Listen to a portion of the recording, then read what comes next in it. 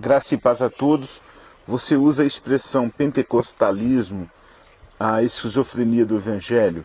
É devido aos surtos no uso dos dons e na manipulação? E o motivo de eu perguntar sobre o pentecostalismo é simples. Acredito que entre nós há muitos esquizofrênicos chamados de profetas. Olha só,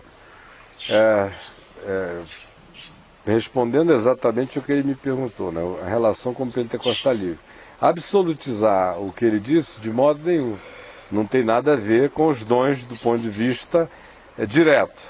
Agora, é óbvio que no ambiente carregado da expectação sobrenatural de dons miraculosos, milaborantes, extraordinários, um indivíduo com a mente propensa ou já carregando o elemento esquizofrenizante ou delirante ou obsessivo de qualquer outra natureza dentro dele, que chegue naquela ambiência do invisível carregado, do invisível saturado de presenças afirmadas o tempo todo, meu Deus, para quem já vem num processo de produção ilusória, de fantasmagoria mental, de construção delirante, encontrar aquele ambiente onde tem um monte de gente normal dizendo que viu o invisível o dia inteiro, o anjo chegou com a bandeja, serviu não sei o que, viu isso e aquilo, é um prato cheio para esse cara. Aí ele vira, tanto é que eu já encontrei em igrejas evangélicas uma quantidade grande, como ele disse, de gente que fica de profeta um tempão no seu surto, porque a igreja não consegue fazer a diferença. E se o cara não estribucha, se o surto dele é daquela natureza controlada, meio estoica, é mais para dentro, ele passa por profeta, por um monte de coisa em alguns lugares, em alguns ambientes, até que o negócio caia no nível de verificabilidade onde até crente discerna, que é o último a perceber, né? Mas não necessariamente uma coisa tem a ver com a outra. Dizer que tem é um absurdo. O Novo Testamento não advoga nada que faça mal à mente humana. Se dois espirituais fizessem mal à mente humana, eles não seriam advogados. No Novo Testamento, eles sempre farão mal à mente humana onde não houver a graça de Deus como elemento presente. O cara sabendo que aquilo é dom de Deus, graça de Deus, bondade de Deus na vida dele, tratando com naturalidade.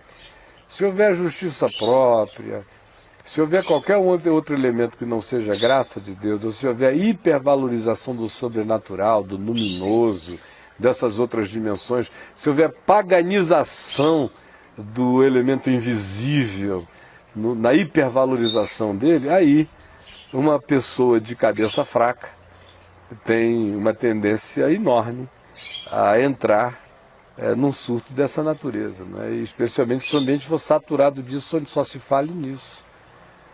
No mínimo, vira obsessão. A igreja cristã, Caio, se tornou esquizofrênica? Sim, na sua prática, claro. Ela lê o Evangelho. No Evangelho, Jesus é de um jeito. Ela vai para a igreja e ouve que Jesus é de um outro. Ela diz amém para as duas coisas, ela é esquizofrênica. Quem chega e diz amém para o Jesus do Evangelho e diz amém para o Jesus igreja, porque a igreja é o Jesus dos crentes. Então quem admite esses dois entes sob o mesmo nome, como se fosse a mesma realidade, está em franco processo esquizofrenizante. Porque há uma grande diferença entre o Jesus da igreja e o Jesus dos evangelhos. Claro. Uma coisa não tem nada a ver com a outra. Mas o cara consegue dizer, eu admito que quando eu leio o Evangelho eu encontro um Jesus. Quando eu vou à igreja eu ouço acerca de outro Jesus. Mas deve ser porque Jesus deu permissão à igreja virar Jesus adequado a esses tempos, a ver que nesses tempos Jesus precisa ser como a igreja mostra Jesus como sendo hoje. Essa é a melhor explicação racional que ele tem para ele mesmo. Quer dizer, o Jesus riponga do Evangelho caiu em obsolescência dada a necessidade organizacional, institucional, poderosa, aos interesses econômicos, ao mundo real. Então vai ver que Jesus fez uma concessão para a igreja encarnar Jesus como anticristo, como anti-Jesus, conforme ela encarna. Eu já ouvi isso de muita gente. Foram as circunstâncias que levaram a essa necessidade. É diferente mesmo, totalmente diferente, mas é assim. Agora, tem aqueles que nem fazem essa viagem. Tem aqueles que nem ficam com a questão explicitada. Tem aqueles que ficam apenas com a angústia velada. Esses que carregam a angústia velada, que não é nem expressa, entre o Cristo Jesus que eles encontram no Evangelho e o Jesus que eles veem anunciado e descrito contemporaneamente, esses aí não sabem o que fazer com esses dois Jesuses dentro deles. A irreconciliabilidade é enorme. Aí isso gera, no mínimo, hipocrisia. A hipocrisia é a esquizofrenia sob a moralidade. É a esquizofrenia moralizada, é a hipocrisia. Que é o cara que... A moral é o elemento unificador desses dois entes que o habitam. Porque, de um lado, ele tem todos os elementos da subjetividade que podem pensar de um modo, entender de um modo, mas ele tem todos os compromissos de superego com a sociedade se manifestar de um certo modo, de um certo jeito. Esse é o típico fariseu, é o hipócrita. Então, o que também geram esses dois Jesus é isso. Tem muita gente que diz, para consumo pessoal eu lido com Jesus dos evangelhos, para consumo coletivo eu lido com Jesus da igreja.